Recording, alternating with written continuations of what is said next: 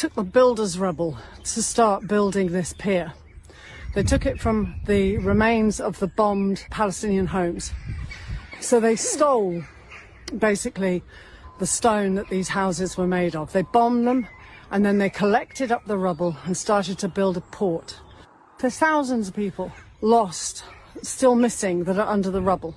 So when you manage to get an excavator and you take it to these places and you pick up all of this rubble and then you cart it all the way down the seacoast road to build this pier, in that will be the remains of Palestinians who are still missing. When you walk on this pier, you're going to be walking literally on the remains of Palestinian people. You're going to be walking across a pier, or driving, which is more to the point, over the remains of the dead, who never got a burial, who never got named, and who never got rescued. Children, the skulls of children will be amongst this rubble. A road of the dead.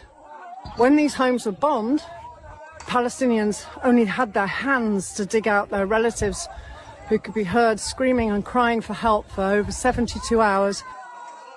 Both the Israelis and the Americans said, oh, no, we can't get you any excavators, we can't get any bulldozers, we can't get you. The civil defence teams didn't have the equipment to pull these people out from underneath the concrete. And yet it took America less than 8 hours to deliver 30 brand new bulldozers and excavators and heavy machinery, all the stuff that you need to build a port. When the Palestinians were crying to get their relatives out, the Israelis had torched all of the civil defence equipment, so there were no bulldozers. They died crushed to death, slowly and in a lot of pain, screaming and crying for help for over 72 hours. Just think about that. But in 8 hours, the Americans are able to suddenly deliver a whole brand new range of bulldozers and excavators. They can do that to build a port, but they can't do it to save the lives of hundreds of Palestinian people. So that kind of crosses out the word humanitarian. You're talking about, oh, this is a humanitarian port. Well, it wasn't very humanitarian to deny the Palestinians the bulldozers that you've been able to ship from Cyprus within 8 hours.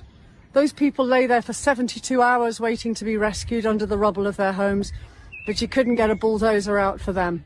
Gaza's beach, the place that all Palestinians go in the hot weather, the place they swim, where children have flown kites, where they gallop their horses up the beach. There's wedding venues, there were restaurants and cafes. People flocked to the beach in the summer to cool themselves down and use the beach as a way to get away from the misery and suffering in the colder months.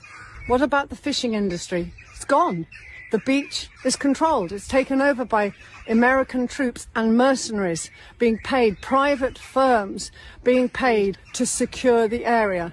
So 2,000 troops will suddenly become 20,000 troops. The whole beach is a military zone, a barracks with a controlled entry and exit point where large cargo ships will be able to moor and ship away Palestinians into permanent exile. There are so many reasons why this port is not humanitarian, but this port must go. This port cannot exist, because if it does, then Gaza doesn't exist.